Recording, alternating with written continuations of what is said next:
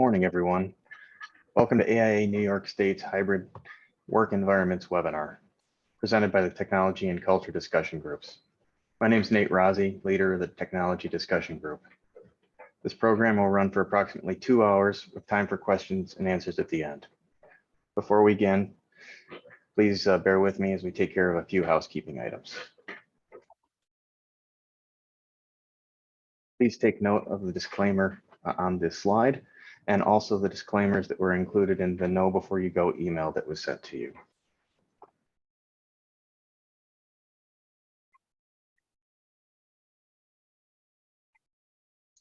Today's learning objectives on the slide for a quick review.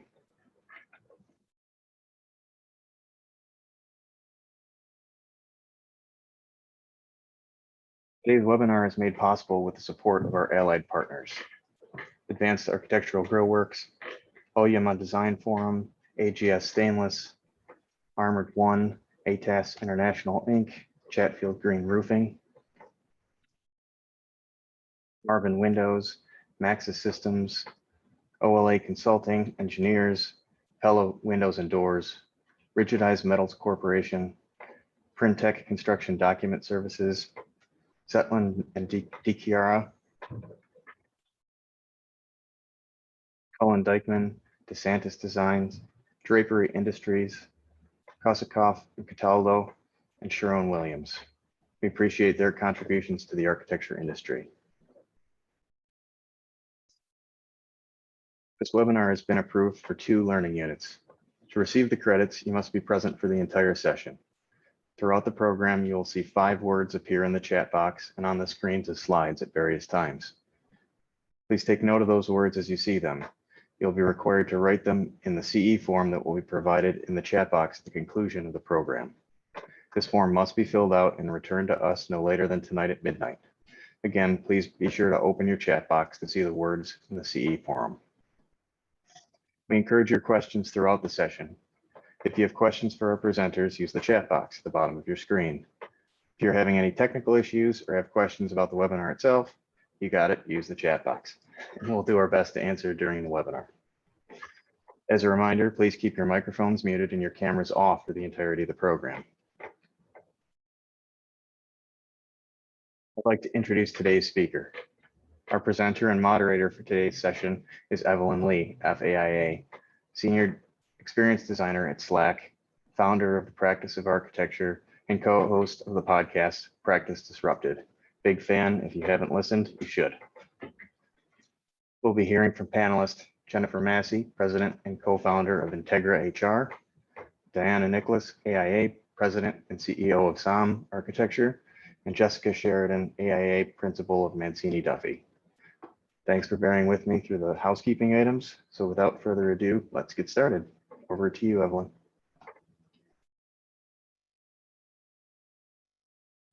Thanks so much. And it looks like I can't stop sharing my screen yet until you guys stop sharing yours. Oh, and today's word is culture. I feel like, was it Sesame Street that used to do like the word of the day? Okay. It was like so long ago. So we're each going to give a quick 15-minute presentation. We have our own list of Q&A that we're going to go through, and then I'm going to be doing my best to monitor the chat box throughout this. So a little bit more about me. Hello, my name is Evelyn Lee. I am working in-house at Slack. I'm helping them understand what their digital first workplace looks like going forward. And prior to that, I have been helping organizations, both nonprofit and for-profit, of all sizes, change the way they're working, become more innovative, become more collaborative, and look at the operations, policies, and processes that they need to change in order to do that. One other thing that I wanted to talk about is I really believe that the hybrid model going forward, which is a mix of like really truly flexible work, but remote and in person, is also an agile model that will help firms remain sustainable and resilient and be able to react to whatever the world throws at them, including a pandemic. And one of the things that I would like to kind of open this with is that I really think and I hope that this is an opportunity and a time for architects to reflect, rethink, and revise how they are approaching things. Something that I find myself saying lately is that if the only conversation you're having about return to work is about how many days you're going to be in the office, then you're really missing out on 95% of the conversation.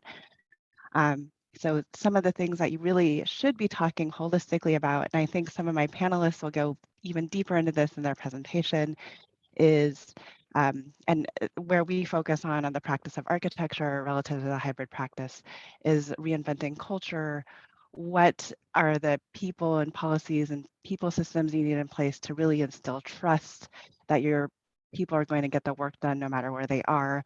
New methods and methodologies for team management and productivity when you're managing a hybrid workforce. What does security and support work look like, and why you might want to go to the cloud, what tools you should be using, and then just best practices around being a hybrid employee. Now, I'm going to jump through these really quickly so we can get on to my other panelist presentations. But culture, and I am monitoring the chat box. So if you want to throw in questions there, if you want to refute anything I have to say that I'm presenting, please feel free to make this a little bit more interactive. So this is what I feel architecture firms tend to do. Culture develops very organically. Mission, vision, and value only appear on our website or in the employee handbook, and rarely ever do we live into it. I worked at a handful of architecture firms early in my career, and I can't for the life of me recall any of their value statements. The values of Slack, where I am, are like kind of pounded into me from the beginning and lived through our all hands meetings, lived through our business and stockholder meetings. But I can list the 6 of them off of the top of my head. So what we should really be doing when we're moving to hybrid practice is really focus on cultivating a values-based culture and acknowledge that culture is going to continue to evolve, continue to change.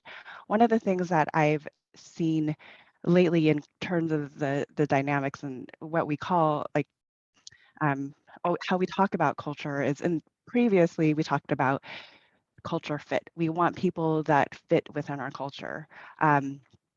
With diversity and inclusion efforts, the conversation has really been evolved around culture add. So as you add more to culture, more people to the firm, as the firm changes, the culture really begins to evolve over time. And it's really important that maybe you don't revisit your mission and vision and values consistently, but you do look at how your culture continues to evolve, um, and how you balance for that. So I will make these slides available to everyone afterwards through AIA New York. But at the end of each section, I'll just throw up some tactics in terms of best practices that we found to revisiting your culture and how to do that on a recurring basis, including an annual employee survey, understanding your employer net promoter score, and just general strategies to improve culture. Another thing that we should focus on and is really, how do we build people frameworks in so we instill trust, so we know that our people are doing what they need to do no matter where they're working. And if we are talking truly about a flexible workplace, it's not only about where they're working, but it's also about when they're working. And when I'm talking about a people framework, I'm really talking, we call it the life cycle of employee. So really everything from them as potential candidates to bringing them on to onboarding to even what their learning and professional development while they're here and how they're exiting the firm. I've been guilty of this in the past when I was running a strategy group and doing hiring. But I think we inherit, similar to culture, we inherit a lot of people processes from past firms. We kind of, what is the last job opening or job rec that we put on the site? How can I change this a little bit? But really, we should be thinking about what are new systems and operations and policies that we can put in place to build faith in our in our processes. So for instance, I was on a social forum, and one principal was stating that they were really frustrated that the person they brought on who said they knew Revit didn't know Revit. You know, if that is something that you need for that individual to have day one to hit the ground running, then consider introducing a skills test into the hiring process. So that in it of itself then kind of builds the trust that you know that they have what they need in your firm. So this is kind of what I think we should be doing. There's a lot of things that support this, including and sorry, I'm taking this a little bit out of order than my normal. But really building out a comprehensive framework and creating that trust.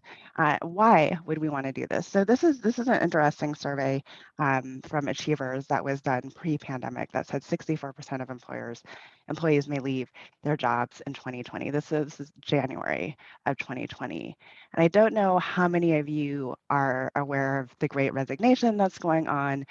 This is a talent report that came out from monster.com. So if you're feeling the crunch for talent, redoing and relooking at your people systems is really talking about attracting and retaining your employees for the long term. And the tactics that you can use to do that include, you know, redesigning your hiring process, making onboarding a one-year journey. And I'm happy to kind of dive deeper into any of these during the Q&A and with my fellow panelists. Support lifelong learning development, set up formal method to track performance management.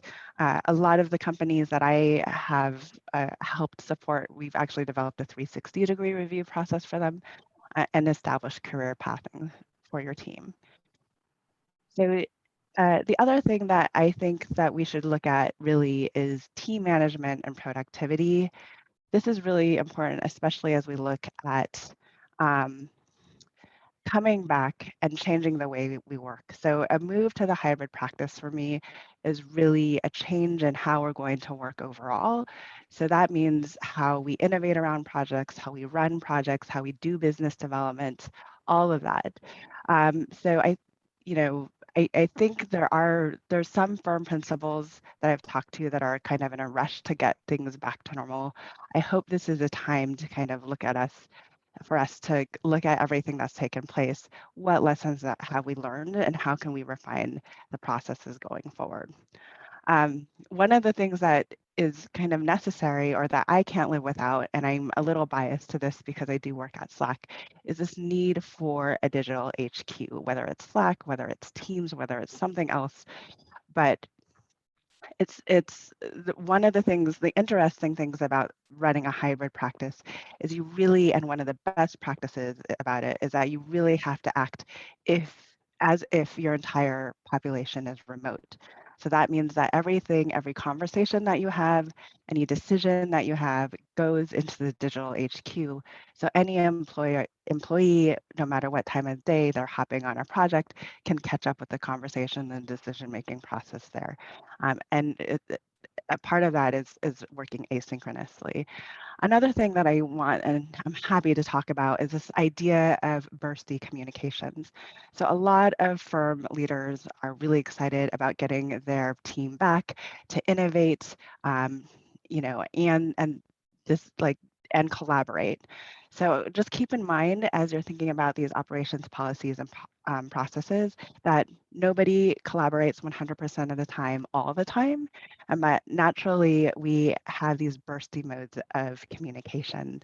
There is this conversation or this survey that came out from, or the study that was conducted by McKinsey, and they gave 3 groups the same problem statement. And the first group, they said, I want you guys to work primarily individually and then come back sporadically to address the problem. The second group, they said, we want to bring you all together in the same room and you need to be collaborating 100% of the time. And the third group, they said, come back at good increments, innovate on your own and come back at good increments and move through the problem statement that way. The first group had super innovative ideas, but they couldn't move the problem forward quickly enough because they didn't meet often enough.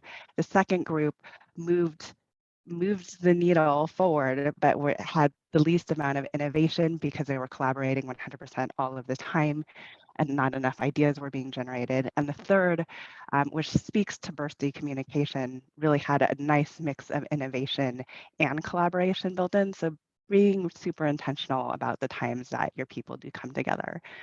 And these are some of the tactics that we are working at Slack to really build into what was a one-to-one desk in office workplace with only 5% remote to a digitally first workplace.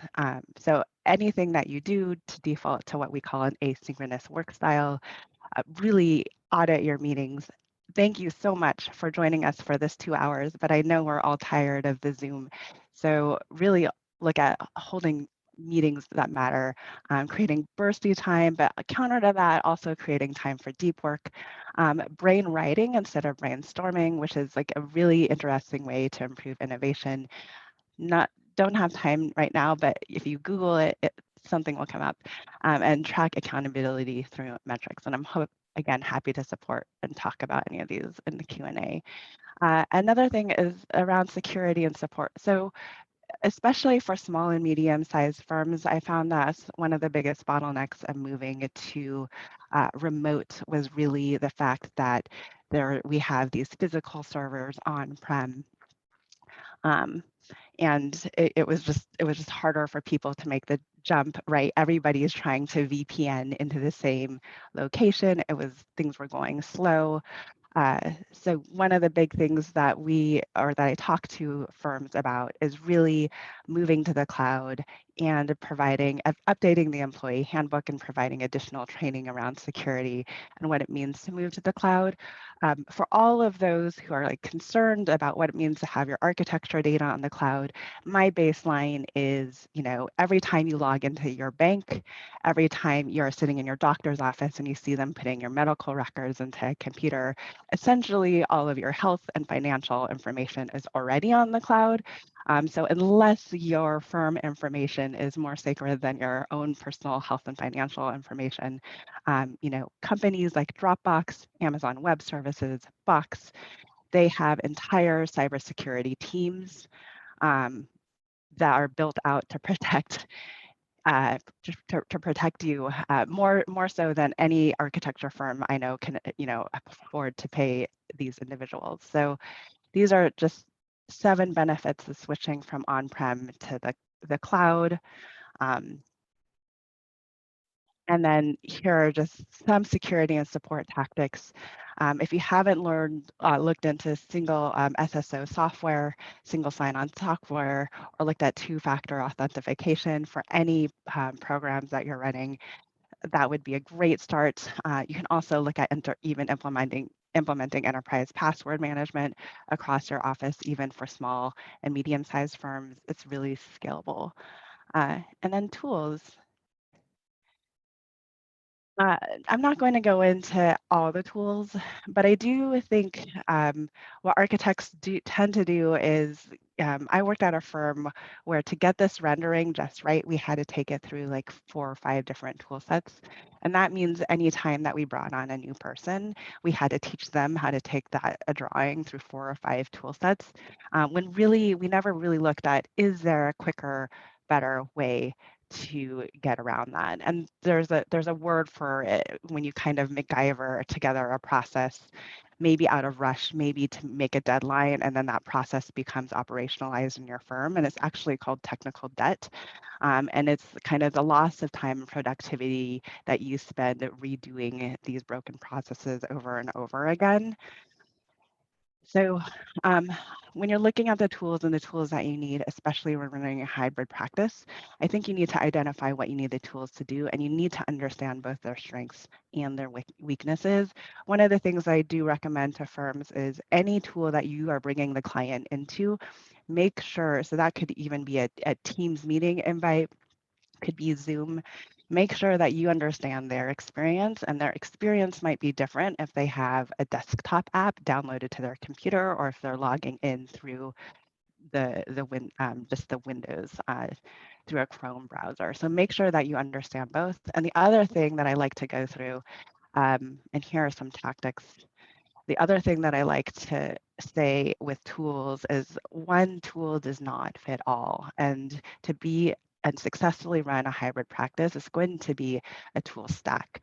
So for instance, Slack has video calling in our tool, but we utilize Zoom heavily as a company. We also utilize Mural.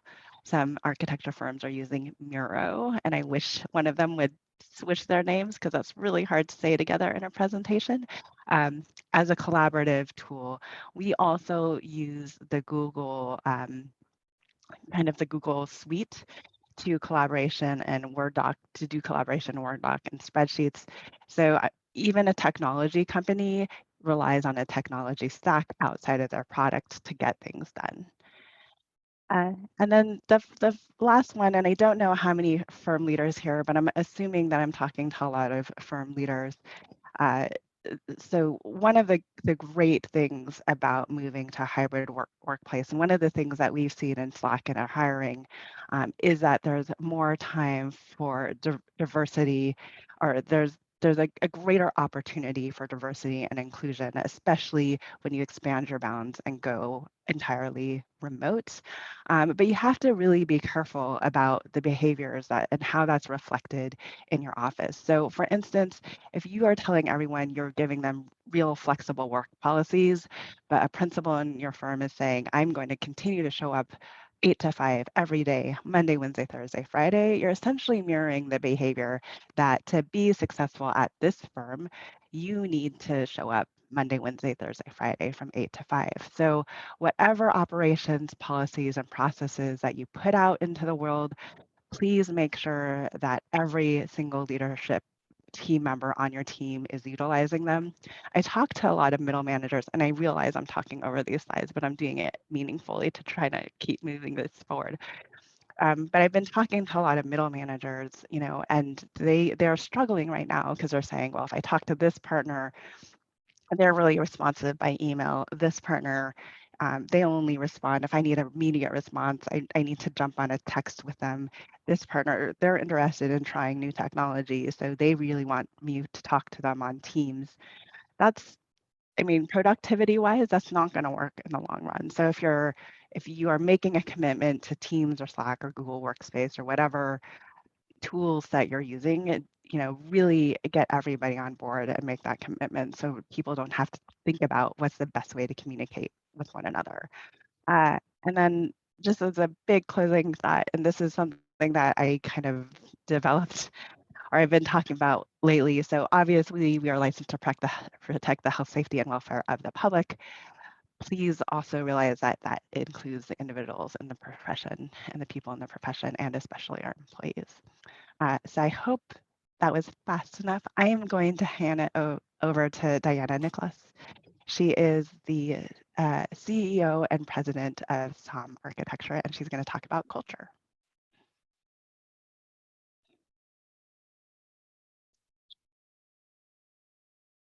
Thanks, Evelyn. It's great to be here today.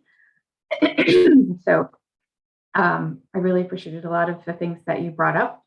And I think you have a very forward-looking view of the hybrid workplace. So I will start talking about SAAM now. I'm going to go to the next slide. So SAAM, the word SAAM, is a multilingual word that means together or collaborate. And we founded the firm 7 years ago. So I have been working around, 22 years at this point, I think. And I started in New York City, actually, and sort of bounced around a few places before finally coming to Boston in 2008. Unfortunately, I arrived in Boston before the big crash. But when I came, the market was really strong and I had good enough experience. I had 7 interviews. And so it was a great time for me to sort of get a sense of the culture of a lot of firms in Boston. And at the time, I also had an 8-month-old and a 3-year-old. So I had been working in Cleveland prior to that, where I had really pushed to get VPN when I was working after having children. And it was kind of, it was hard to get, and I had to work with the principals, and they only had 5 VPN licenses for the office of 40 people. But I knew when I went to Boston, I wanted to make sure a firm had that. So I quickly got a sense of which firms were, at least from my perspective, going to be more family friendly. And I interviewed with my now partner at SAAM, Lowe, who was at Burt Hill at the time. And the approach of that Burt Hill studio was that everyone should have a laptop and everyone could have the ability to work from home. And I was like, well, that's a no-brainer. This is where I'm going. I mean, I had worked in some really high-end design firms, and at this point in my career, I was more interested in growing my own development, I would say, and opportunities to manage projects and that sort of thing. But also, I needed some, work-life balance. At least that's what we were calling it back then. So, Burt Hill was acquired by a large engineering and architecture firm, publicly traded firm, in 2010. And so after a couple of years, my partner and I decided it was time to leave that environment. We knew they were going to be making another large architectural acquisition in Boston. And so we founded SAAM in 2014. So he and I left with another senior member of the staff. And we now have 7 people at SAAM that had worked together at Burt Hill. So we did bring some of the culture there. But when we started SAAM, we decided to kind of take the cultural aspects that we liked of our Burt Hill studio, but really think outside of the box. So yes, everybody would have a laptop and be able to work remotely. But when we invested in the company in the first, month, we made sure that we had a server that could handle a good VPN. Everyone had a laptop. Everyone would be able to work from home. We did start on Dropbox as a cloud server, which didn't work so well with Revit at that point. Anyway, so we started the firm, and the thinking behind this, like the tools that we wanted to give everyone, were really to create what we consider a level playing field. So people weren't talking about equitable practice a lot then, but that was really what we wanted to do. So regardless of your personal obligations, whether it's being a young parent or taking care of your parents, or you want to take the pottery class, we wanted people to be able to do those things and still get their work done. So that also meant that we had flexible schedules. And I'm going to talk about radical flexibility in a little bit, but that's what we call it. And on top of that, we gave everyone unlimited vacation. So remote work, flexibility, unlimited vacation, those things together all created a pretty specific culture from day one. But as leaders, we have to recognize that you can define what you want the culture to be, but it's really what your people make it. And so it's been great for us to see how the culture has evolved. So we are 22 people now, and we work in a number of different sectors, you can see there. At the moment, we're really focused on schools, and we do a lot of work for federal and state entities. So let's go to the next slide. So radical flexibility. So what this means, and I have some sort of data on what's been going on at SAAM for the last several years that I'll show you in some of the other slides. That means that anyone can work 7 days a week, any hours that they want to work, as long as you're communicating with your team for your project, you're getting your work done, and your client's happy. You also have to acknowledge that flexibility works both ways. So, if you want to take off the afternoon and go to the beach, that's fine. Everyone needs to know that's what you're doing. But then, next week at that time, if we need you to come to a client meeting, we expect you to be able to flex your schedule. And so for some people, that might mean you need backup for other responsibilities. But it's been very successful. And I get a lot of questions about how does that actually work? How do you design? How do you collaborate well? And again, I have some graphics that will help explain that, but it's actually been a really successful experiment for us. So once the pandemic hit, we were in better shape than most firms on moving into that arena. We learned some things along the way, as everyone did, but it was a pretty seamless transition. The fortunate thing was that we had realized after the first 5 years that we really didn't need to have a desk in the office for everyone. So we had decided to downsize our office and move to a smaller space in the financial district in Boston. And we moved in. We were there 1 week, and then the governor in Massachusetts told everyone to stay home. So we were lucky. So Mondays have always been an important day for us in this whole flexible hybrid workplace concept. We used to have people come into the office on Monday. We would ask you to come to the weekly staffing meeting. So everyone talked about staffing. We talked about all the projects so that everyone could understand what's going on throughout the firm. And then we would talk about marketing and any other things we needed to communicate.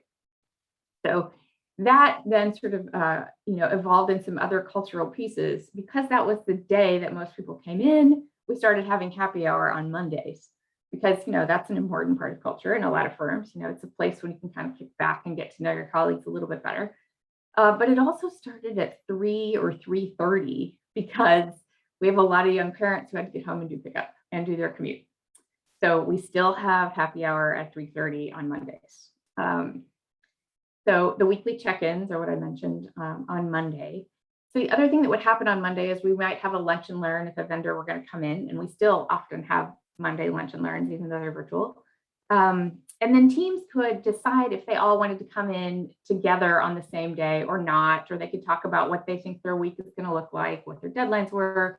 And so some people would come back on like Wednesday or Thursday, and they would get together. And, it really varies. Like some people came in 5 days a week, some people came in 1 or 2, but it worked.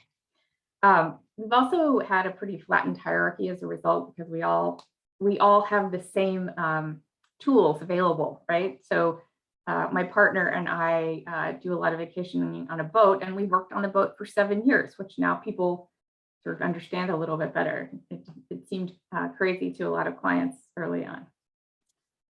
So another aspect of the culture that I would sort of credit the employees with was the idea of mutual support.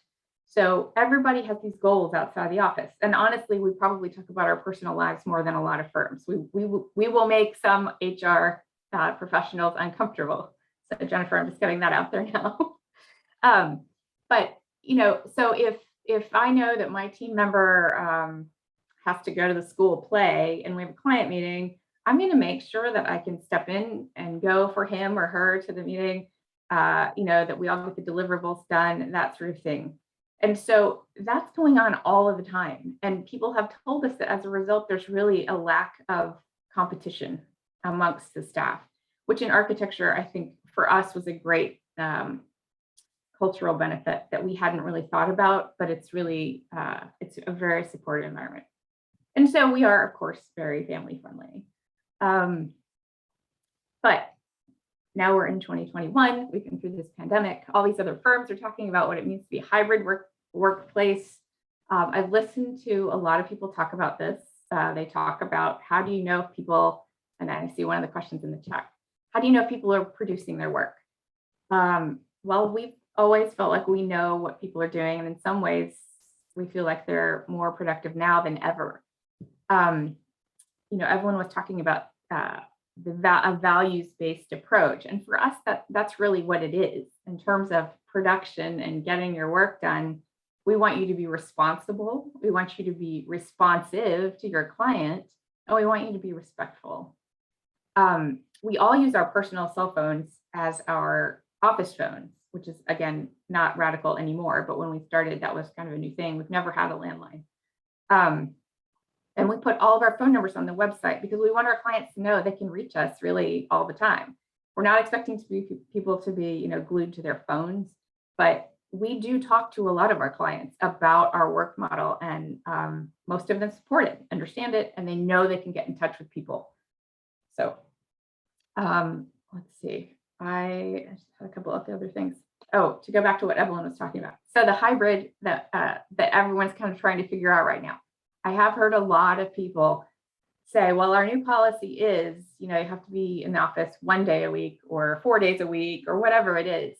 And I have to agree, that's not the policy that you really are wanting to put together. Obviously, that's a piece of it. But how does it work? This is a time when people can step back. And initially, at SAAM, we thought, oh, we've lost this great sort of recruitment and retention tool because now everyone works remotely. But now we're recognizing, as so many firms are saying, well, this is our policy and it's going to be this way. We've never had a policy. I've had people come to me and say, what is your policy for your hybrid office? We don't have a policy. It's a culture. If people really want to see what the policy is, our handbook is on our website. You can look at that. So next slide. I want to talk a little bit about the sort of benefits that we discovered a long time ago in doing this. So one of them is sustainability, which is pretty obvious, but we wanted to kind of do the math. And I showed this slide and some of the other ones in part because I do want to empower people who may be encouraging change in their own offices to recognize that there is a business case for some of this. And people have realized that in terms of, like leasing and some of those things. But reducing your carbon footprint is not a bad idea. So we did this study and we had everybody sort of send in the number of days they were commuting. This was before COVID, I need to say. The mode of transportation, the distance traveled, and the time of day. So if you look at this graphic on the right, the full extent of the color, the sort of darker color, shows what our carbon footprint would look like if people commuted every day to the office and they worked 8 to 5. We really like the idea that people can come in and start work and finish work whenever they like, because I like to work early in the morning. Our creative director, who does a lot of the marketing, likes to work until 1 or 2 in the morning. And so we both work at the best time for us, and we like to encourage that. And a lot of people in design still get very nervous about that idea that you're not going to be able to collaborate. So Evelyn mentioned asynchronous collaboration. We can talk about that a little bit later, but it can be done. So let's go to the next slide. This is just a little bit more about the sustainability. So, looking at the proximity to public transit, the ability to come in, maybe you were driving in and you commute at 10 in the morning, you're not going to be idling at stoplights all the way in, right? So you're reducing emissions that way. And then just the option to work remotely. And I have to say, for us, the option has always been, if you decide you want to work remotely that day, just let us know, as long as, again, you're meeting your responsibilities. Now with COVID, we actually use Slack. That's one of the tools that we use to let people know that, oh, hey, I'm going to be in the office tomorrow. And then that kind of encourages people to decide if they also want to come in, if they need to look at finishes with someone or whatever. It's good information to have. So just back to the statistics, we calculated that at that time that we had about 7,000 fewer hours spent commuting, which was great. $449,000 of billable time and 1.72 FTEs of production time. So all of those numbers assume that, let's say if you save 2 hours a day commuting, we get an hour and you get an hour. So we were sort of capturing the data under that scenario. Next slide. So I've gotten questions over the years, like, how does this really work? I mean, radical flexibility sounds crazy. So we've done this time study a couple of times. This is the COVID version, but we did the pre-COVID version as well. And what we realized is that people still stick really closely to the traditional workday, and they get their work done. It's not a problem. And I should add, we have a lot of people that work 32 hours a week as their target. When they need to work more, they do, but that's not 4 days a week. It's whatever you want it to be, but your target, your billable time is 32 hours. So on this one, we looked at, when people working from the office, and really we only had one person who was going in a lot. And on the now, so you can see his name as well. Maybe you can't see this on here, but anyway, it's the dark burgundy. So people were not in the office much, as you can imagine, during COVID. But we decided we wanted to kind of understand when our meetings are. You can see there's a consistent time when we all had meetings together on Monday. And then we were also kind of curious, who was having to break up their day with childcare or homeschooling. And what was great about this is that we had no idea necessarily who had to do homeschooling because we hadn't really noticed. because it just wasn't really an issue for us. So the majority of the time was working from home. And again, you can see most people are working the sort of traditional days of the week, 8 to 5. So I say to a lot of firms, if you're thinking of giving people a little bit more flexibility, do it. It's not going to be as crazy as you think. So I'm just looking at some of the questions as I go. So do we offer PTO? We offer unlimited vacation. So we don't have holidays. We don't have, that includes sick days, everything. All right, so the last slide is just kind of a look at asynchronous collaboration, which is a pretty well discussed concept these days, especially when you think about like the fact that some people are now homeschooling in the middle of the day or whatever. So we just kind of wanted to see what it looked like for a particular team over the course of a week. And so what we did was we had everybody sort of note when we were going to meet about this particular elementary school project. And that's what all the red boxes are. So you can see that Mondays and Wednesdays, we all had a conversation about it. And then other days, there were meetings where certain groups within the project team had some meetings to get together and talk about things, specific topics. This was a deadline this particular week. So we had, a few more people doing some hours on Saturday. You are always going to see fewer hours on Friday because everyone does their own thing, but Fridays are a slower day, I would say. And then in this case, we all compared schedules on, Thursday in getting ready for this Monday deadline. And we decided that we needed to have a Sunday meeting. We needed to check in and everybody was fine. We said, okay, so we need to talk this weekend. When should we do it? Everybody agreed and it was great. But we're all really accustomed to doing our work at different times and then making sure that these touch points happen. So that is when a lot of the design collaboration happens, but it doesn't have to be, you don't have to be in the same room or working at the same time to collaborate on design. I think that in some cases, there are people who thrive when they can sit and look at a problem and work it out on their own without that sort of external context. And then they can come back with a different suggestion. So I would encourage people to look at, more specifically how you want to collaborate in the future and what you think you could change. The other thing is, I would just end by saying this transition to hybrid in our profession and for each individual firm is going to take a while. People are going to try lots of different things that will and won't work.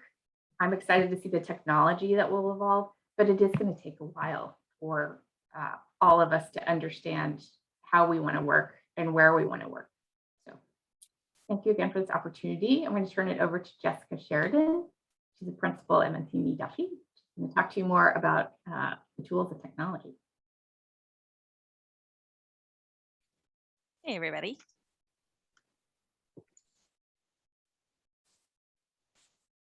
Everyone see that? Yeah, okay, great.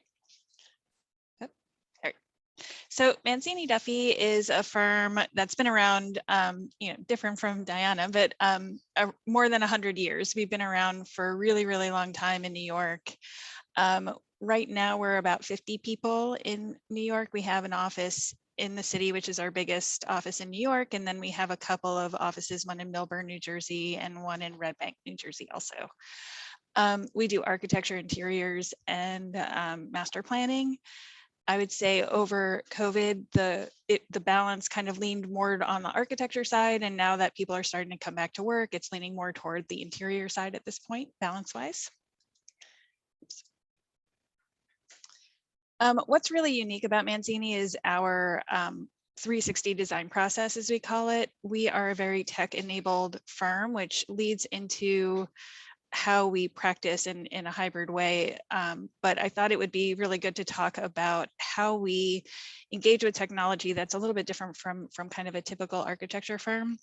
Every step of the way, we think about what kind of technology can be developed to better enable us to do the different activities that we do on a project. So planning it at the beginning of the project, whether it's drone mapping or strategic planning. Throughout design, we do a lot of AR and VR, along with some 3D printing and kind of your typical animations. Throughout the CD process, we have a very integrative process with our consultants and construction as well. And then after our clients move in, we also work with them on post-occupancy evaluations and any kind of follow-up after that. At the top here is our design lab. It's a VR enabled space. We've got 3D printers. We have a custom computer that we're developing technology on and some large screens. One thing that we are focused on is not just how to make our life easier, but how to make everyone we're engaged with easier as well. So for the owner, we want to make sure that they're able to make faster decisions. They're able to really feel and sense the space when they're looking at designs. For the designer, we're really looking to figure out how to collaborate better, how to visualize in 3D better. For the contractor, it really helps visualize our designs in terms of implementation and construction.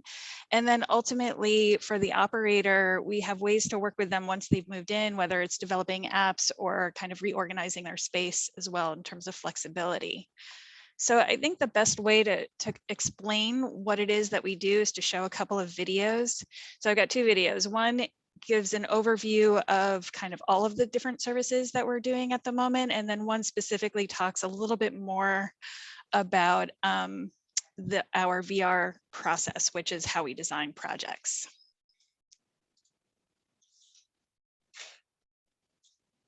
So this is the overview.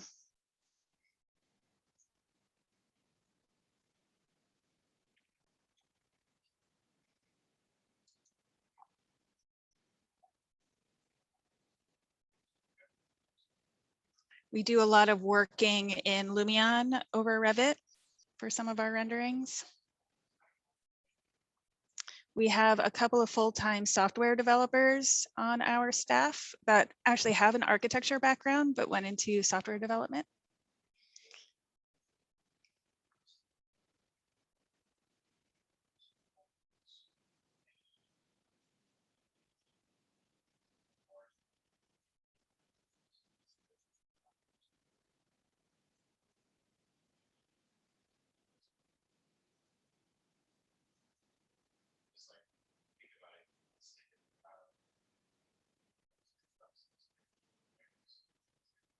We're very proud of our computer that we've brought together.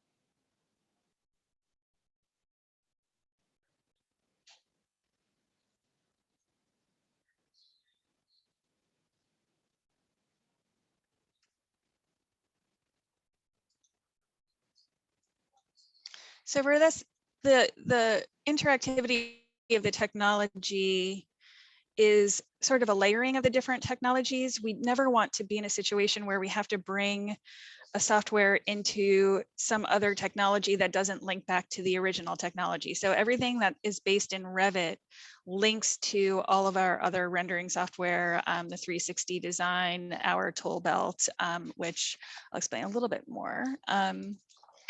This is a video about, turn the volume down a little bit.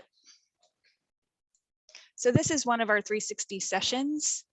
And this is literally the process that we use to design all of our projects. So Jan is a restaurant owner.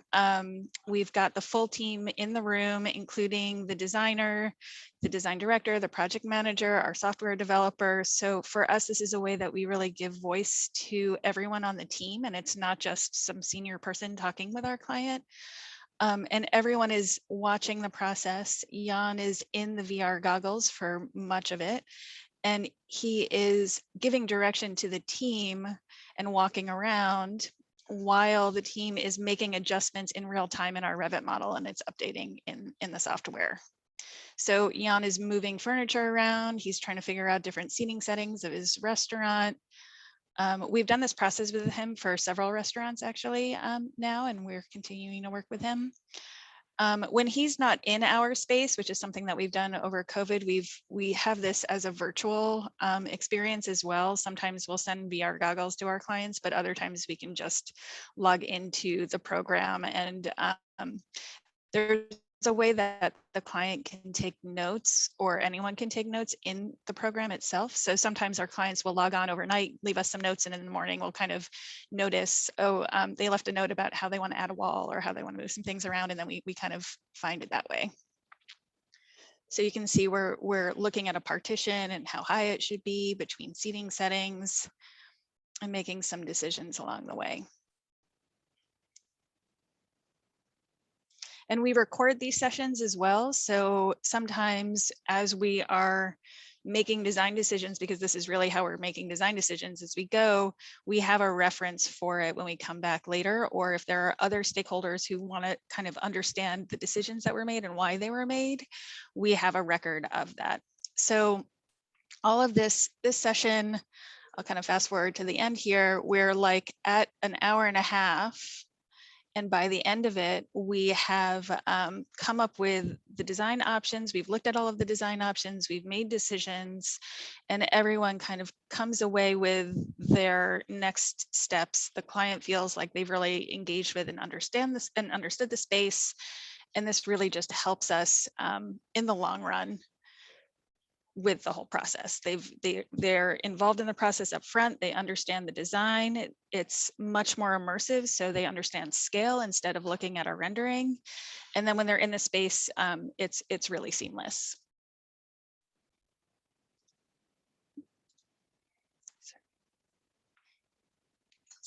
So during COVID, we've continued to explore options. I mean, this isn't necessarily a result of COVID, but we've always been entrepreneurial when it comes to technology. How can we start to make everything a little bit more easy and seamless? But our Mancini tool belt is, you've seen that in some of those videos where it's in VR, you can kind of select different tools, move around, you can measure things, you can move furniture, you can walk around the space.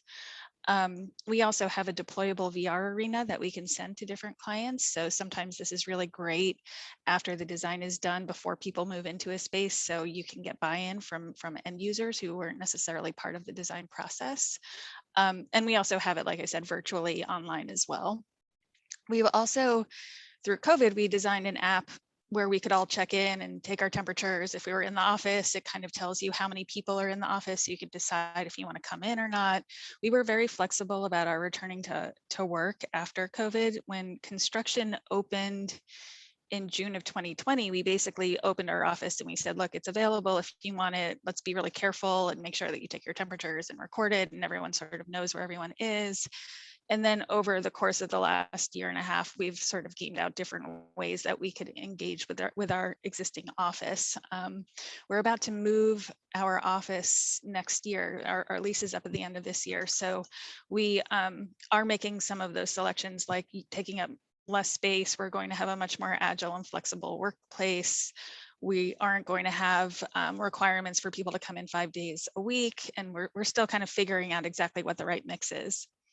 And then we had a nice little return to office kit where we gave everybody some masks, some gloves, some, sanitary, and then, some things to help with our wellness. So what we've learned, and when I'm talking about what we learned and the things that we're doing, there's really a blurring between our clients and what we are doing. And so some of the things that we do is the result of requests or questions that are coming in from our clients that, we feel that we really need to kind of try it out ourselves in order to be able to let a client know whether or not we think it's the best option for them. And, granted, we're not the same as all of our clients, but at least we have an experience of what could go wrong, what could go right, and that kind of thing as we go along.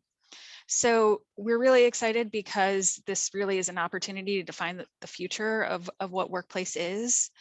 that life balance is really important. The work from home, I think one of the things that have come out of this has really been that flexibility with your time, the commitment to your work, but then also a commitment to your own personal wellness. And we feel that that's really important. But at the end of the day, we are really an interactive firm. We really like spending time with each other. So we do have a terrace and we've been taking advantage of it as much as possible, a little bit less so with fewer people around, but we try. And then just the agility and the different tools and technology that we work with, we are constantly updating and constantly modifying to try to make it better for everybody. So priorities have shifted. I think this is the case for most people. We have a lot more purpose in terms of keeping people connected and engaged with each other. Productivity is always really difficult when you're working remotely. I'm sure everyone knows that, but at the same time, the communication and the transparency is really critical to that. So the digital collaboration communication tools tie into that. Kind of what Diana was talking about, less business travel is good for our carbon footprints. And it also gives us a little bit more time for whatever, you know, whether it's work or working from home. It's interesting, Evelyn brought this up. There is a war for talent right now, and we definitely are feeling it as well. However, because we are more digitally enabled, there's a broader range of people who we're able to talk to. So whereas in the past where we might have someone who needs to come in 5 days a week, you know, that 9 to 6, whatever it is, the way that we're working now enables us to be a lot more flexible with that. So I think on the one hand, it's really great for the talent pool, but on the other hand, there's a lot of competition out there and it's really difficult to find help right now. We're downsizing our office space, but the important thing about that is being very specific about what type of space you are building. And every individual is a little bit different with how they work. And so it's really important to be intentional about what types of spaces you are creating in order for everybody to be able to use it in the most successful way. And then this is related to a lot of what we're talking about with our clients. You've got your traditional workplace model where everybody comes into the office most of the time. You've got your partial work from home model, which is, I feel like a lot of firms are going in this direction where, you know, you come into the office 3 days a week, stay home 2 days a week, and everyone's sort of doing this in slightly different ways. There's also larger firms and larger clients, I guess, are going to this model where maybe there is a bigger office in a central location where you come together, you do collaboration. But if you've got a lot of people that live in the suburbs or kind of outer urban areas, having satellite offices where people can still go, not necessarily be at home and can be productive at work, but they don't have to travel all the way into that central office. And then there's the version where most of the time you're working from home, but maybe it's for a project, maybe it's to do innovation, maybe it's for a specific need. You come into the office and that office space is designed specifically around what that innovation could be. So really what we're coming out of this is that we need to make sure that as we're designing our space, it really needs to be flexible. It needs to be hybrid. We don't really know what the future is. It may go back to how things were before, it may not, it may be something totally different that no one can predict, but we need to be thinking about how we can design a space that can accommodate a lot of different types of work. The health and safety measures is extremely important. Like I said, wellness and people's just mental well-being is something that is much more on everyone's radar than it had been before. And it's something that I think is going to play into a lot of our designs. Better tools and space utilization, increased collaboration and communication, and then innovation and coming up with new methods and not necessarily being stuck in one way or another is really important in order to be able to be flexible. And then for us, you know, our culture is also extremely important. Oops, sorry. There we go. We have done a lot on Instagram. We used to have in-house fancy cocktail Fridays every 4:30 on Fridays, but now we've taken it to Instagram Live so everyone can join us. We've got our marketing person here, Michael Didino, who every Friday does a lot of research about the history of a cocktail. He wears shirts that relate to the history of the cocktail. And then we have invited guests, sometimes furniture dealers, sometimes other people in our office. But we try to maintain as much of that online interactivity and fun that we had in the office, you know, while we're remote. But ultimately, we really all just miss being together. And on the bottom right here is what we call summer camp. And once a year, we all get together at one of the partners' houses and have a big pool party. And it's really fun. And we really miss doing that. So there's a nice balance there. And that's it. I am now going to turn it over to Jennifer Massey. Thank you so much, Jessica. So I'll put up my screen. Hold on here. Let me get started. Okay.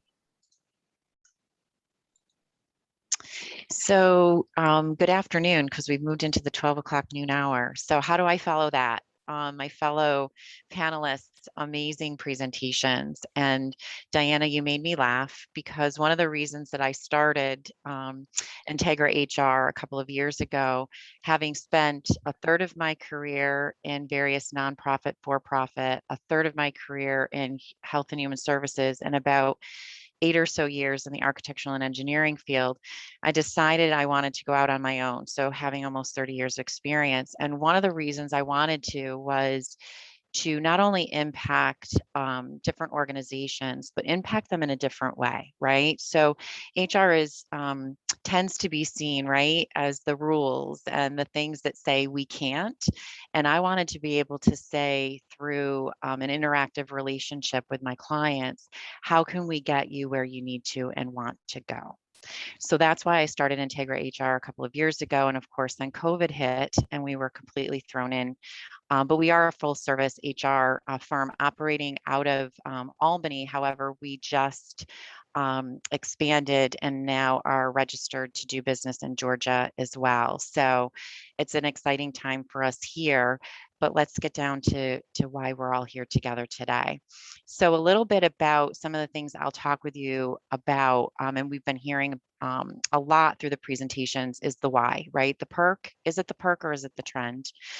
And I think Jessica hit on that, as we don't know what it's going to look like going forward. Some things to consider. So yeah, there are some practicalities of some of the regulations and the policy and the compliance. And what I've really enjoyed about the conversation this morning is thinking creatively and outside the box in order to be able to do this, and what's in the best interest of our employees and the clients that we're serving. And then ways to extend our culture remotely. That's probably the biggest challenge and the thing that I'm hearing from our clients on a regular basis. And then how do we, as leaders of firms or managers and supervisors, effectively lead? And I think it was Jessica who mentioned, or maybe it was Evelyn, that mentioned kind of the struggle of that mid-level manager. They're really struggling, right? To how do I do this? And how do I do it effectively? Because maybe they've never really been pushed into that space before. So a little bit about, is it a perk or is it a trend? So 2020, right? It was the year of remote work. I was actually leading a very large client in the higher education space at the time. I was serving as an interim chief HR officer for them through my firm. They had never been remote in their entire existence. And within 24 hours, we went remote, right? It was March 13th timeframe, and we were one of the first cases in the region to be on the radar of the Department of Health. And so according to Forbes, really by 2025, an estimated 70% of all of our workforce is going to be working at least 5 days per month. And that's probably trending on the upward. So I think it's here to stay. And I think it's one of those things that it's going to morph over time. And I think Jessica really highlighted that as well. So a little bit about the regulations to consider. You're all operating in different states. We have Boston, we have New York, we have various locations. So what does that wage and hour impact look like? You really do need to understand the work hours, what are the rest and the meal periods. And I love the fact of the creativity and the flexibility, but we still need to be building in some of those compliance components. And those requirements really can vary from state to state and where you're operating. So just being cognizant of that, not putting those in as restrictions, but just being mindful, right, that we're building our practices and our policies around that. There were a couple of questions in the chat that I was monitoring, and I love, Evelyn, that you're taking care of some of those things. But the overtime, right? So it's how are we documenting our time? It's still going to be important, but one of the beautiful things about being in the architectural space is you're professionals, right? So you're professionals, and you don't necessarily have to be documenting every minute. However, you do have some non-exempt or hourly employees that do really need to be. So you need to be cognizant of building that into your practice and just making sure that people are tracking their time, and certainly for billables purposes. I'm sure your finance teams will appreciate from a billing perspective that you're tracking as well. But just being cognizant of overtime for your exempt or non-exempt, I'm sorry, hourly staff, and make sure that they are documenting and you're paying them accordingly. You want to be also mindful of anti-discrimination. And what I mean by that is some fair practices. I think Evelyn really hit on it in the very beginning, right? If we're talking and speaking about what it looks like, but we are saying as leaders, we're in the office every day, Monday, Tuesday, Wednesday, Thursday, Friday, or whatever that work schedule looks like. Are we taking into consideration all facets and factors and culture of our environment, and making sure that we aren't treating one group differently than we're treating other groups? And then the reasonable accommodation, right? So individuals that may not have come forward for accommodations are going to be asking for accommodations. They may have a fear about coming back into the workplace. They may have an autoimmune disorder. Maybe they can't become vaccinated. So they are going to be looking for some reasonable accommodations. So again, just being mindful of how those things might impact as you're building out those practices and your policies and your procedures. And then some other things to consider are other payroll, unemployment insurance, income tax implications. Are the employees that are working in the same state as your business is registered? So one of the amazing things that came out of this pandemic experience was that we could find talent pools in all other locations, some of them international, some of them domestic or on a national level. However, one of the things that people sometimes forget about is you still need to register. So if that individual is living and working in a different state, you need to make sure that you're registered. So a couple of tips just to consider are making sure that you are registering with the state and learning those pay and labor laws, making sure that you are withholding the correct income taxes and filing the required paperwork and making those payments. And certainly I am no tax advisor or payroll expert. However, I would seek out that guidance, as well as maybe some legal guidance as well. Some additional HR considerations, and I loved the intro of today's format, is culture and people. It was something that I put on this slide. So everything that you do, right? Culture and people need to be reflected in the following. Your hiring and your job interviews. What's that going to look like now that you're remote? Your onboarding. I love the year-long process. I couldn't applaud that more. Onboarding is not filling out paperwork. It's how are you integrating those individuals within the culture and every touch point, right? So it's from the pre-hire process, right? The first time you touch that candidate and that candidate experience to the time of retirement, hopefully, if they stay that long with you. The paperwork and the forms. What are the mechanics? I love the technology discussions today and how you're sharing that out, and the workflow, the equipment and the resource. How are you going to do the tools delivery, workers' compensation and home office setup? So how is that safety looking like on an individualized home office basis? I think one of the things that we've all learned through this process is we've learned about significant others cats, dogs, animals, and children, extended families. We've all been in people's space, right? Whether it's their bedroom that they're operating out of or an actual home office space. So if we're going to do this on a long-term basis, what does that home office setup look like? And a lot of your workers' compensation carriers will have some guidelines to effectively help you set those up.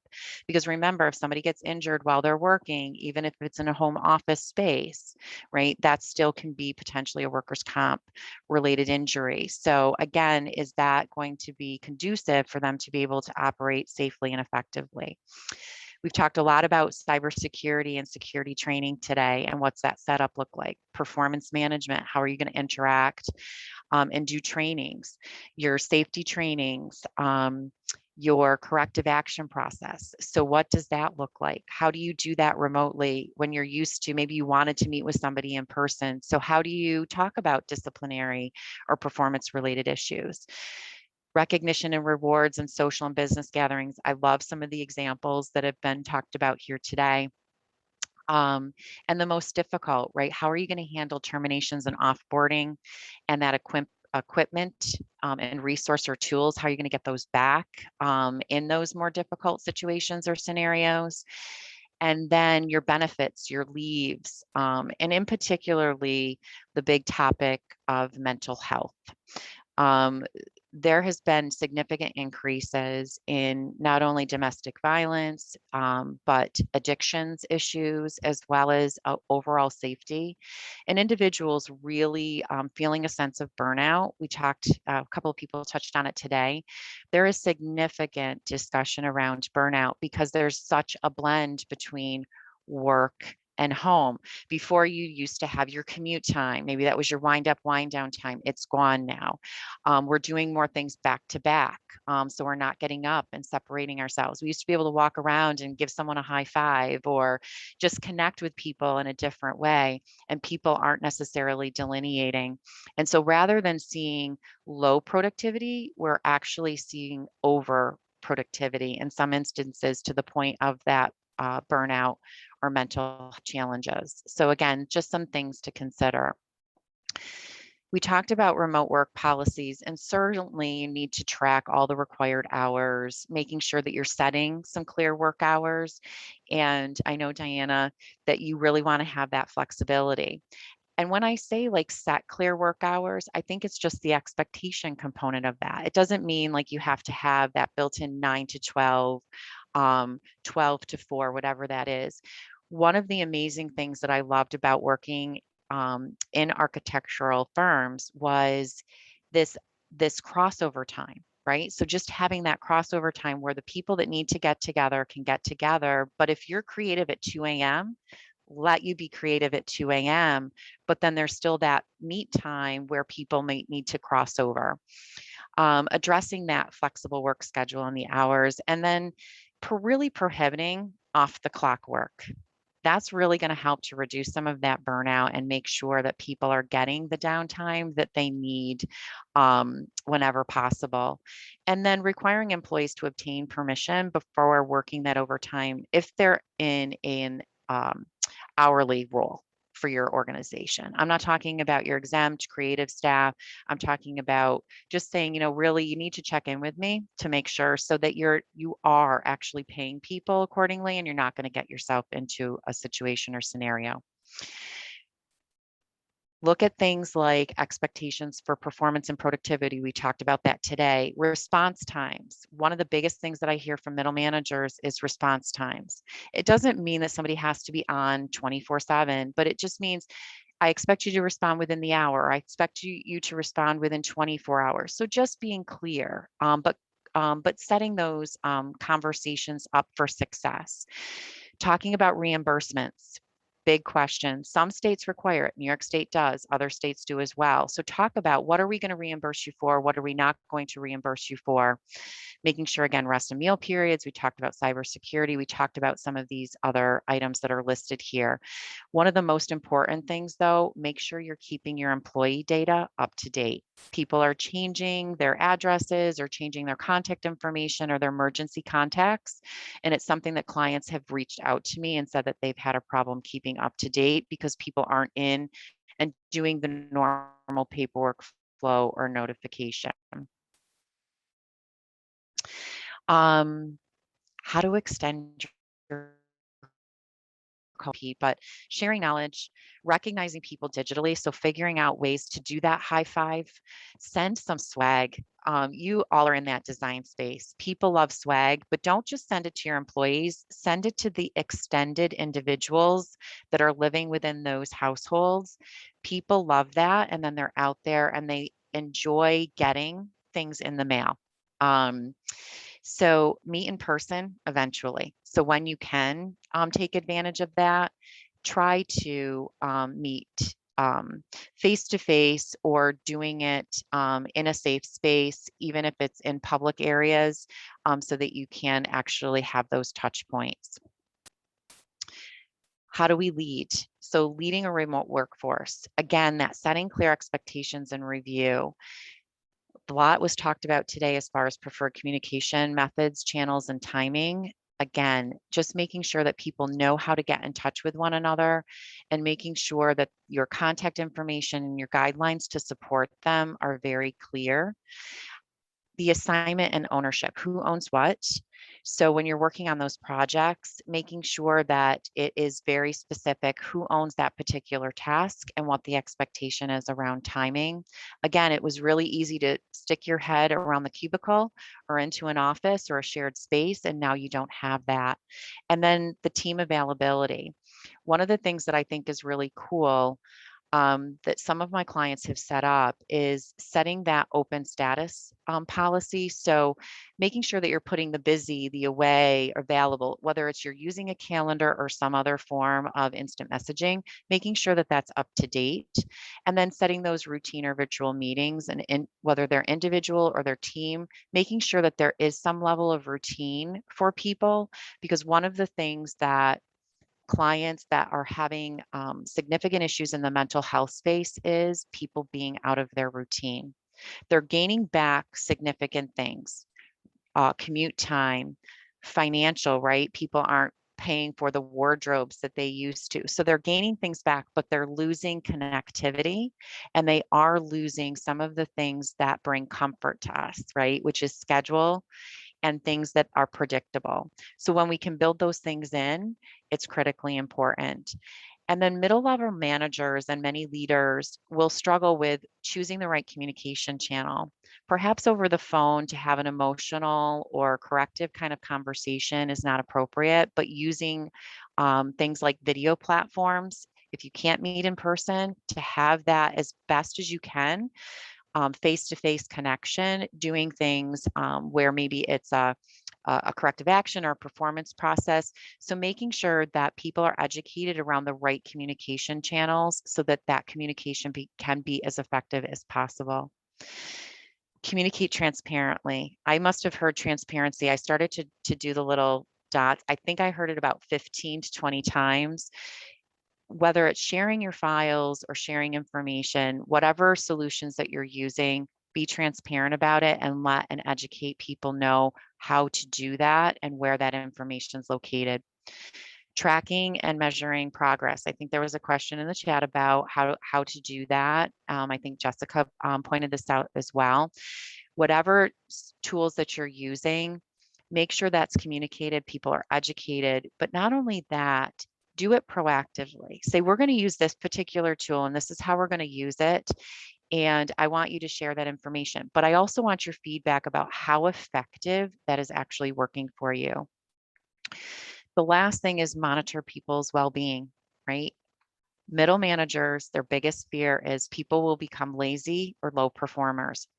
I would caution any manager, because what I have seen again is overproductivity in many instances. You're going to have those rogue situations. They're all out there. The greater danger is, again, overproductivity and employees feeling the burnout. So again, setting some boundaries, but it's really hard, right, virtually, because again, you're in people's bedrooms, maybe that's where their office is, you're in their home space. So again, doing a balance the best that you can. And I think that's it. So I will turn it back. Thank you so much. And I think, Molly, I'm guessing there might be another word we might want to throw up on the screen. People have been asking. So our third CE word today is support. And I'm going to jump into a panel conversation right now. So let's start off with Diana. I love this idea around flexibility that you guys have implemented. Has the pandemic changed the way you're working at all, or is it kind of just shown it's shown you greater opportunities to expand upon what you were doing? It has. It's changed us some. We've gotten a lot better at using Slack. I'll tell you that. We do use it actually as I mentioned, like people, let one another know if they're coming in to the office or not. But it's also been one of the sort of cultural chat spaces for us. I would say that's sort of non-work, but that's small. So one of the biggest things for us was that we had one of our larger projects in design during the beginning of the pandemic. And it was, we do a lot of renovation, but we do ground up buildings. And this happened to be the largest ground up building we've done thus far. And so that created some challenges in how we best collaborate. I think, for instance, people not coming to the office, we would invite people to come in once or twice to come look at a full-size set of drawings, because that's still what's being used in the field, right? So what all of this is to say is that we had to be more deliberate about why we come in. There are a few people that haven't been in the whole time, but we're definitely not requiring people to come in, but there are those who actually want to come in. So that it's kind of a different balance of who's there and what we need in the space. We went from seeing people either once a week or 4 days a week to not at all. And, so you do develop new ways of communicating. And, we did a lot of the things that a lot of firms were doing. We would have virtual happy hour and trivia. We did a day where people talked about, their hometown architecture, which was great because I'm from Amarillo, Texas, and the person before me was from Dubai. So anyway, so we've gotten to know each other a little bit better digitally than we had in that way. But we still have like office bike rides and some of the cultural things that we had historically done, but we also have sort of a family picnic, like Jessica was describing with the bounce house, but we can't do those things. So we're trying to find, like everyone, how to balance those aspects of the business.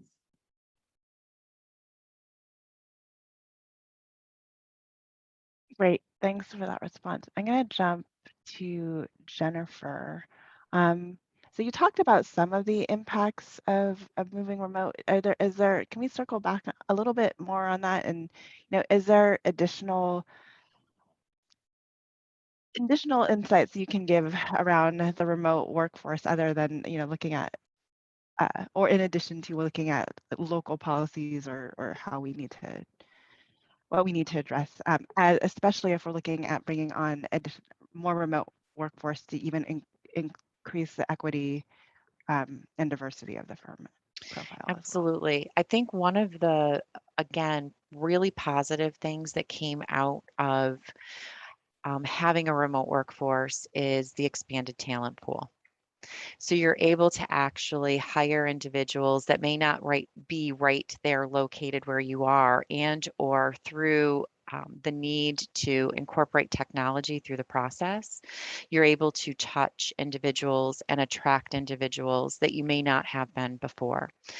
And I think not only that, many individuals are reflecting job careers changes, or perhaps considering leaving their organizations right now. So again, that ability to be able to expand your talent pool, because maybe some firms might not be as progressive with what they're incorporating culturally and people-wise. And so they're going to be looking for perhaps those opportunities to move to organizations. And that's why I would really want teams to sit down strategically and look at the impact that this has had, and then how to incorporate and really build your culture and your people for the future.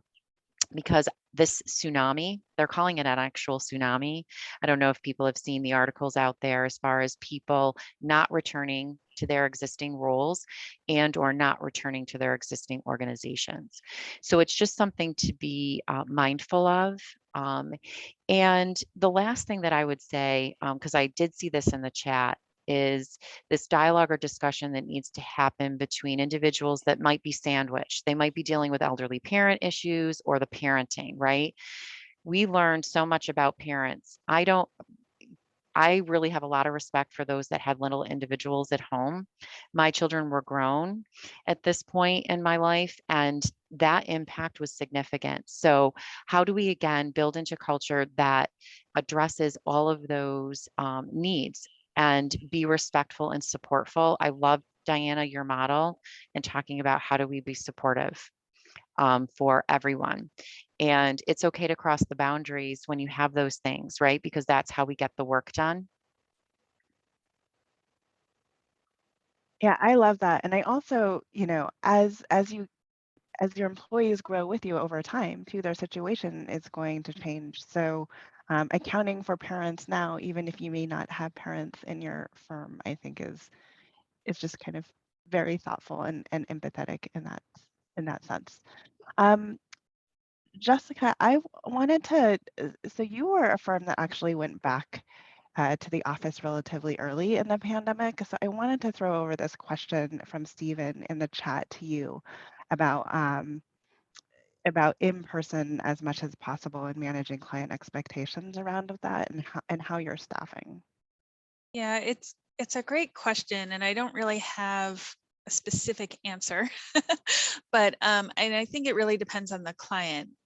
For us, we, at least in the beginning, we're trying as much as possible to explain that our process is more immersive than what they might be used to, and maybe, let's try it and see how it goes. If not everyone can be in person, there were those clients that definitely insisted on in-person meetings, maybe less regular, maybe not weekly, but a little bit more regular. And we sort of have been able to accommodate maybe not everybody in the same room together, but if one or two people are willing to come in and then the others could be virtual, then we kind of manage it that way.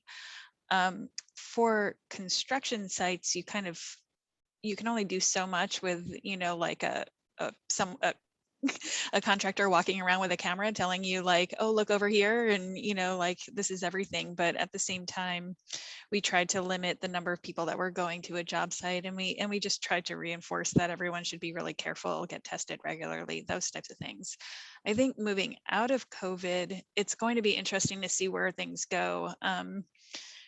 I've already received some emails from some of our contractors that we're not able to go to their office unless we show our vaccination cards. So that's becoming more prevalent. I know that the city, anyone who's contracting with the city, there's a requirement that's going to be put in place for vaccinations. And so I haven't heard too much about firms that are requiring vaccinations. I know that it's, some are talking about it. We haven't come up with a solution on our end for it yet, but I think that's going to be part of the solution coming out of COVID, is establishing what those ground rules are for everybody and making sure that everyone feels okay with it. Yeah, and I think just as firms and employees and within firms are trying to get everyone within the firm to be more empathetic of the situation, I think it's fair to ask your clients that as well, right? And I also, as a mother of two now 4 and 5-year-olds, please also be empathetic to parents who have children that are 12 and less, who are unable to receive the vaccination at this time too, that might be taking extra precautions. The next question I want to throw over to both Diana and Jessica is really talking about mentoring younger architects effectively, especially if you are allowing for this flexibility and remote work. So maybe since Jessica, you just talked, we'll have Diana start with that question. Sure. It is challenging at times in the hybrid workplace to mentor young architects. That was kind of a lesson learned for us really early on, was that first of all, when hiring young architects, we always want to make sure that they have really strong communication skills and that they're willing to ask lots of questions. And so we're very, very upfront about that in the hiring process. We are expecting you to reach out to us and ask questions, but we're always happy to answer them. During the pandemic, we realized, that we were missing some of that. And so we have 4 senior associates who each formed kind of these mentoring groups. So they each had 3 or 4 people that they would check in with every week or so. And, they would talk about the issues of the pandemic or technical issues or, things that the firm needs to look at or just a number of ways. So that has been a good way for people to kind of check in, and then the senior associates can talk to us. We've also always done, we actually don't do performance reviews. We do one-on-one lunches, or now they're virtual, but where we do them usually twice a year. And so each principal will be assigned a group of people, and you have lunch or coffee or whatever with that individual. And it's really an open discussion about what they want to do, what they think they're doing well, how that's, what they want to see available to them. I always ask them what the firm can do better. So that's an important mentoring piece that we do sort of top down for everyone. So, but I think it's especially important for the young people. One other story about how we mentor. When I say it was a lesson learned for us, we had a really talented architect who graduated and started with us. And she was working on a large renovation project. And she was being very well mentored by a licensed architect, and they worked together beautifully. And she came to us and she said, you guys are great and this is amazing, but I want to be somewhere where there are a lot of young people that are, maybe going to go out for drinks on Friday nights and that have large ARE study groups. And I also kind of want to do a ground up project right now. And so we said, we totally get it. Yeah, I mean, that is sort of those are side effects of our culture. And so we set up interviews for her at some really good firms in town. And now she's working for one of the top firms doing amazing projects. So we take our responsibility very seriously, but it's definitely different than sitting next to, your supervisor and having them show you how to detail something. Thank you so much for that story of paying it forward. I really wish more architecture firms would do that for all of their employees. Jessica, really quickly before I throw this over to you, one tidbit that we do or that I recommend people do, I know you probably have projects or channels in Teams or Slack for each of your projects, but what we've also found helpful is spinning up channels or projects around technical help. So, usually there are those moments where if you were in the office and you needed help on a detail, you would just kind of like stand up, look around, and go over to the nearest more senior person to kind of get help with that.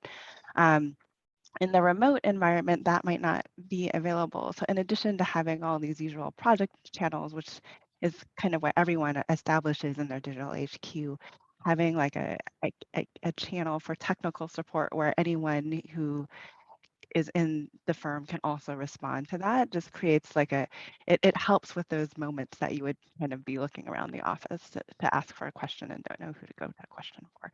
But that being said, Jessica, how do you mentor young architects? Yeah, so pre-COVID and throughout COVID, we have a very fluid mentorship program also. We have that kind of annual touch base that's a little bit more formalized, but then it's up to every individual they're given 2 people to meet with. Sometimes it's mentors, sometimes there's a mentor plus someone more junior. It sort of depends. But it's up to every individual to set up regular meetings throughout the year to kind of touch base and make sure that you're kind of meeting your goals, and professional development wise, your expectations are being met, and the firm is helping them meet those goals as well throughout the way. We also have an app where people check in and, you know, can write, you know, something that happened that was great or something that they need to work on a little bit more. So we've got that already structured. During COVID, and especially with everyone working remotely, it's definitely an issue. And when we were surveying our staff about what do you feel in terms of coming back to the office, would you come back to the office? How frequently would you come back to the office? We found that the senior leadership and the most junior people were the ones that were like, we need to come back into the office and we want to see people and we want to hear what's going on around us. Whereas the intermediate level people were like, we're fine. We just want to, you know, focus and work at home and like get our work done. So you have to find the balance that's going to be good for, and you know, honestly, the senior leadership can't mentor the most junior people because of the skill set that those intermediate people have. That's really critical in order to get from that junior to intermediate level. So we have daily check-ins as teams. We've got 4 different kind of studios throughout our office, and we have one kind of longer once a week meeting where everyone kind of gets together and talks a little bit more elaborately about what's going on in their week. But then on a daily basis, there are these little 5 to 10 minute check-ins. What are you doing today? Are you feeling okay? How's it going? Those types of things. And that kind of helps everyone keep in touch with each other. We also try to be, and we also, like Evelyn saying, we have, we use Teams a lot, and we have a lot of different channels. We've got project teams, we've got like a sustainability or a technical group or those types of things. And we also have those kind of studio teams as well. So there are a lot of different ways to connect via Teams. I think one thing that's been really useful also is setting expectations for everybody about, and maybe this is maybe because I come from as a project manager, but setting expectations about how long things should take. And so if a junior person knows that, you know, this task should take 2 days, and, you know, in our daily check-in one day in, they're like, I'm nowhere near being close to that, then at least you know along the way that there's something that needs to be addressed. And maybe it was a missed estimate of time and effort, or maybe it's that they need more mentoring. So we try to connect as much as possible and communicate about those things. Right. I want to address Nadia's question about hybrid client meetings.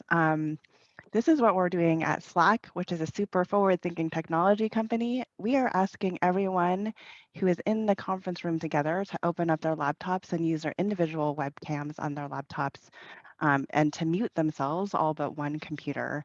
And that allows everybody sitting around at the table to have an individual, the person not sitting around the table at the room, to have the same one-on-one connection with all of those sitting around the room. So it was something that is, and sorry, for those of you who did not see the question, it was, you know, when there's a hybrid meeting, you know, and there's a lot of people talking around a conference room, how do you run that? Because it's hard to hear or see the people around the table. This type of format is very democratizing, right? So how do you kind of repeat the format even when people are sitting around the table? This is true for our global offices. We have, our HQ is in San Francisco, but we have like that one team member in New York. So how do we make sure that one team member feels inclusive? And Zoom has new technology coming out, but we are like, we don't even want to invest in the technology or wait for that technology. So literally, we put all of our laptops on laptop stands. Everyone who is in the same conference room just opens up their laptop, just you know, with the mic and the feedback, just to make sure that only one person has their mic on. The yellow box will move around, or not move around as much, I should say, but everyone will at least be able to see who else is talking in the room. So hopefully a low-tech kind of response to how to run hybrid meetings. Jennifer, I wanted to ask you a question about what are additional challenges for managers and supervisors, and or what additional training do we need to help, especially even middle managers, with as they're looking at managing remote teams, whereas they might have not had to manage remote or asynchronous working teams before? I think it's revisiting with those managers and supervisors and training them on communication channels, And it might seem obvious to some of us, but it might not be obvious to them. So teaching them about the actual communication channels, what ways should you be communicating with staff? I think the other piece of it is really revisiting their leadership style, right? And how they are going about addressing particular issues, and having them talk about during the training process with them about what they're struggling with. A lot of the managers and supervisors will say to me, well, how do I know that they're actually being productive? And so it's really going from a quantitative, I see X, Y, and Z happening, but teaching them how to look at it from a qualitative perspective. So it may not be that they are using X, Y, and Z or exactly how someone did it before, but how it's transitioned over to that. But I think part of their training has to be for them to be able to tell you what they're struggling with and then be able to customize and talk them through. Here's some strategies and some suggestions. I think one of the things, if there are people excelling in doing this work remote and managing and supervising it, they should be mentoring. So it's not just about mentoring from the actual work perspective, but from the managing and leading perspective. So they can say, this is what worked effectively for me. And there is going to be some trial and error through that process, but I think having some open dialogue and revisiting some of their toolkits and some of the tools and resources that they have will assist them. But really listening to what it is that they're struggling with, that will also help, and then customizing the training accordingly. Does that help? I think so too. And I was going to throw this over to Jennifer, but I want to open this to any panelists, and I might lead the conversation. Ronaldo was talking about, I didn't give you see in chat, New York City Public City Architects. Our fourth CE word is flexibility. This is perfect. We're talking about flexibility. But anyways, they're coming in, or they're having 3 weeks off, 1 week on in the office, which is actually where we're headed at SOC, if I'm being completely honest, only 2 to 3 days a month in the office. But colleagues are then kind of saying, on the days that I'm going to be in the office, I'm going to take off, and HR production truly suffers. Honestly, for me, Ronaldo, and I'd like to see what the other panelists have to say, this is a cultural issue for me. Like if your values and if your people are really excited to be at work, then I don't necessarily think they would be using their time off or their to manage for the time that they're not having to be in the office. And when they're not in the office, I don't think we would be making assumptions that they are sick or are not doing work. They're actually doing more work. So I don't know, Jennifer or Diana or Jessica, maybe we'll start with Jennifer on this one, if you have any response to that. I think it starts with a conversation of impact. So what is that behavior, right, having as far as an impact on the team? And asking the person what's going on for them that's causing that, because there's probably a bigger root cause. It could be a fear of coming back into the space. Maybe they've made a personal decision not to be vaccinated, so they may not feel safe. There could be a variety of things that are happening. Once you can maybe have a deeper understanding, that may help. In addition to that, it just might be that they don't understand that when they don't do what's expected, what that impact is having on the rest of the group and what it's saying. So having that dialogue first before really going to any other steps in the process that you might want to consider from an HR perspective, but I would say dialogue. I have to agree that impact is a really great way to say it. I mean, you need to make it clear what people's actions are. We've struggled with this, honestly. We've had people in the firm who just didn't quite gel culturally, which happens at every firm. But for instance, they didn't understand that flexibility worked both ways. And trying to describe the impact of that, it took us a while to get better at that, right? But honestly, in our case, it's often about their career. I mean, if you are being given opportunities, and maybe it's the opportunity to talk to another colleague casually when you all come in, or maybe it's the opportunity to go meet your client in person. You know, if people aren't thinking about that a little bit, then I think there are bigger questions about, you know, how do they view themselves in your organization? How do they view their future in general, their own career trajectory? So impact is a critical piece of that conversation. Yeah. Jessica, looks like you want to jump in as well. Yeah, I agree wholeheartedly with Jennifer. Coming up with the root of the issue and understanding where that person is coming from is important, but also acknowledging that they might not really disclose it to you. So, you know, some of the people that we've lost over this last year have, you know, given us some feedback that, you know, it's just really hard to feel that connection to the firm when you're so remote, especially because we were such a, you know, like in-person firm, like we did so much together personally. So as much as you try to have, you know, group Zooms or whatever it is, you know, you still, everyone's feeling a bit of a loss, and just whether, regardless of the firm, just in people's personal lives, they're going through things. And it's sometimes people will be open and sometimes they won't. And sometimes it takes you by surprise because you had no idea and they put on a great face at work and you just don't know. So, you know, the best I think that anyone can do is just reach out and make sure, like, to try to ask, where is your headspace and what can we do to help support you, but also understand, to Jennifer's point, that, you know, there's a bigger reason for it that benefits the entire organization. It's not just an individual thing. Right. I think this also piggybacks into another question that was being asked in the chat, but how are you motivating your team members to want to participate, whether home or not? And I think impact is a great word here too. And, you know, maybe you guys are all welcome to chime in as well. But for me, it's, you know, as an individual, when I've been a part of firms with really wonderful cultures, then this is the whole like the FOMO, right? The fear of missing out if I'm not participating because I really want to participate. And part of that is understanding how every single line I'm drawing is contributing not only to the project, but to the overall prosperity of the firm, and where my career trajectory is there, and understanding my expectations.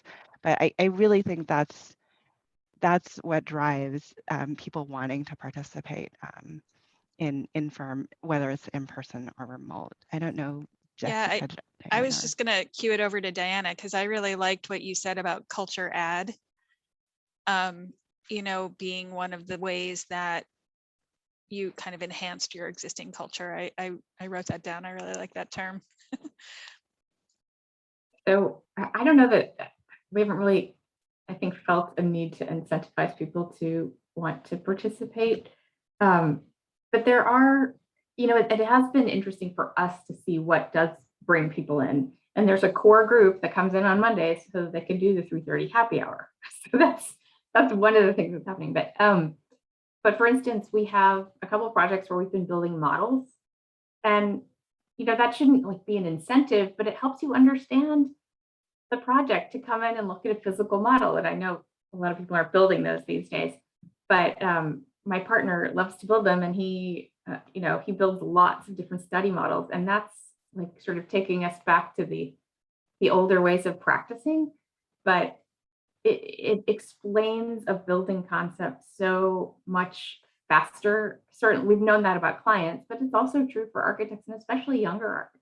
So, you know, there are sort of aspects of our trade that you can't quite get at home. You can get a lot of it. But I think depending on the projects that you're working on or the technologies you have, like Jessica, I would want to come back to your studio to use the VR equipment, like hands down. You know, you need to try to understand what you have and the way that you work, and help people understand the value of engaging those things if they can't engage them at home. I love what you said, Diana, about the fact that you're building models, right? So what is old is new again. And one of the things that I'm working on right now with a couple of clients is they're actually doing a revamp of their onboarding, and they're calling it re-onboarding.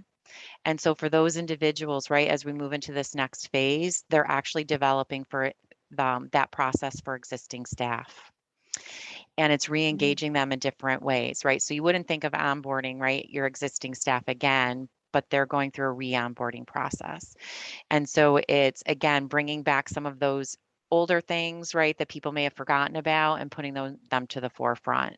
And I think we can draw off those analogies all along the way. I'm seeing more kids playing outside like they did when I was a child, right? So again, those older things coming back, but approaching it from a fresh perspective can really be motivating and engaging for people. So I love that idea. Right. I just wanted to sit on this idea of onboarding and orientation, Jennifer, because I kind of alluded to having a year-long process, and you're like, oh, a year-long process is great. I think when most architecture firms think about like, oh my God, how am I going to develop a year-long onboarding process? Um, I simply I say a good place to start is by creating a syllabus. You know, you are hiring a lot of people that have come out of school that are used to kind of following along with a syllabus that helps you learn different things along the way. So that's like one template that I think anyone can use to begin to understand how they would build out a year-long onboarding process and what that would mean. Jennifer, do you have any other additional tips on how to inform that? I do. And one of those is a practice that I'm working with a couple clients on. It's called state interviews. So it's taking your newest members to the team and asking them, what about that process? So part of our state interview process is, and it's all about the why. Why do people stay and what would make them want to leave the organization? But using a portion of that stay interview discussion to say, what things worked really well with your onboarding process, what things did not work well with your onboarding process and your training and your integration into the actual work that you're doing. So outside of, paperwork was boring and those types of feedback, it's really getting into how well were you informed? How were you trained or educated on the technology that we're using? How was the team integration process? So that can help inform like a syllabus or an outline, and then doing check-ins along the way. Right. So that onboarding experience can really fit very nicely into your performance management process so that you can do periodic check-ins. So whether that's at you check in at 30 days, at 60 and 90, and then maybe 3 months each time after that, but you can really customize it. So I think that can also help inform, and also what managers and supervisors are seeing, right? So the feedback from them and their stay interview process is what's impacting, right? So when you're hiring someone or bringing someone new into the team, where are the challenges? Where are you seeing the pitfalls? And at what times through the process are you seeing those pitfalls? That can also help inform when you're building out a year-long process. That's great. So I'm doing a time check. I know we're 5 minutes out. One thing that I wanted to mention about what you just said, Jennifer, and one thing that I found awfully refreshing coming into tech is that on day one at my place of work, they said, you have full ability to tell us what we are doing well and what we aren't doing well. Your first day in the office, we hired you because you're intelligent, you're creative, and we want to understand how we can continue to improve. Give us feedback from day one. So I invite other architecture firms to kind of have that mentality. But as we look to close this out, I want to go through each of the panelists and have them kind of address the question, given this move to hybrid and remote, what is your one tip that you would hope that somebody takes away, or your one suggestion on how firms may move their practices to a more flexible workplace? So I'm going to start with Diana just because you have the mic off, and we'll go from there. I would say just don't be afraid to trust your team. if things are not going well, you can have those hard conversations. But I think that's critical to being a successful hybrid office. Jessica? Yeah, I was gonna say that it's all about communicating with everybody individually as well as a group. I think every single person is different in how they work from home and what works for them and what doesn't work for them. And everyone is having different experiences, both outside and within your firm. So there is no one solution that's going to work for everybody. And so it's finding the best solution that works for the most people and then figuring out how to adapt and accommodate everybody as much as possible, really. So if you don't have those conversations, then there's no way to really know that. Great, thank you. Jennifer? I love both of those. And I will close with kindness and being mindful. And I say that in that even when you're having difficult discussions with someone, hard discussions, you can still be kind and mindful of the perspective that they're coming from, and also being kind to ourselves. So as leaders or individuals working with others, we have our own struggles as well. And so being kind to ourselves as we navigate kind of some of the unknown things that I never anticipated in my 30-year career that we'd ever be up against. And so I will close with that. Great. Thanks, Nate. I'll throw it back over to you. Perfect. Thank you so much. Thank you to all our presenters for sharing all their expertise today. Thank you to everybody who's participated. Our final CE word is solutions. Molly will be sharing the link to the form in the chat box here. So please reminder to fill in your CE form with the various words. There it is. It's right up there in the chat, and get that back to us by the end of the day today.